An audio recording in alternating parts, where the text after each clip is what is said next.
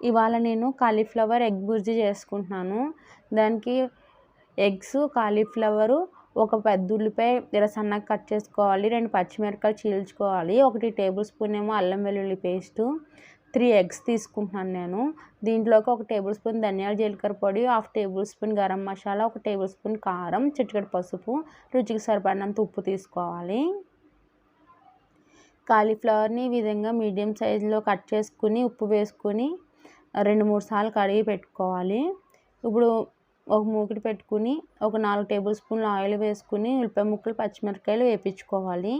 ఇలా వేగిన తర్వాత సగం వేగిన తర్వాత కాలీఫ్లవర్ ముక్కలు వేసేసుకోవాలి. ఇంకా మిగతా సగం కాలీఫ్లవర్తో వేగుతాయి అన్నమాట ఉల్లిపాయ ముక్కలు అనేవి.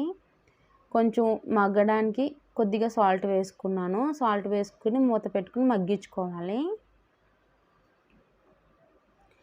ఈ విధంగా మగ్గిన తర్వాత ఇప్పుడు దీంట్లోకి మనం తీసుకున్న అల్లం వెల్లుల్లి పేస్ట్ వేసేసుకోవాలి. వేసేసుకుని కలుపుకోవాలి. కాలీఫ్లవర్ ముక్కలు చిన్నగా కట్ చేసుకుంటే తొందరగా మగ్గుతాయి అన్నమాట. అందుకు నేను చిన్నగా కట్ చేసుకున్నాను.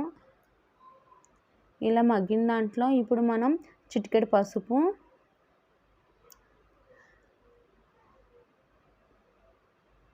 అలాగే 1 టేబుల్ స్పూన్ కారం వేసుకోవాలి.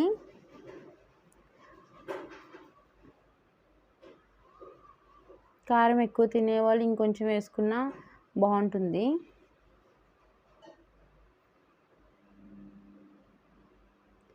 ఇప్పుడు దీంట్లో కొంచెం రుచికి సరిపడినంత ఉప్పు వేసేసాను.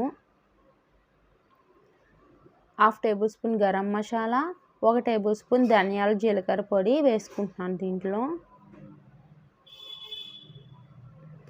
అలాగే ఒక రెబ్బ కరివేపాకు కూడా వేసుకోవాలి.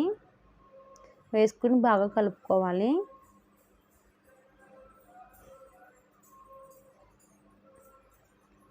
ఇలా ఒక నిమిషం వేపించిన తర్వాత ఇప్పుడు మనం 3 ఎగ్స్ని దీంట్లో కొట్టేసుకోవాలి. కొట్టేసుకుని కలపకుండా మూత పెట్టుకుని 1 నిమిషం మగ్గనివ్వాలి. 1 నిమిషం మగ్గిన తర్వాత మళ్ళీ తిప్పేసుకోవాలి. ఆ ఎగ్ని తిప్పేసుకుని ముక్కల కింద కట్ చేసేసుకుని వేపించుకోవాలి. ఇప్పుడు దీంట్లో కొత్తిమీర వేసుకుని కలుపుకోవాలి 2 నిమిషాలు.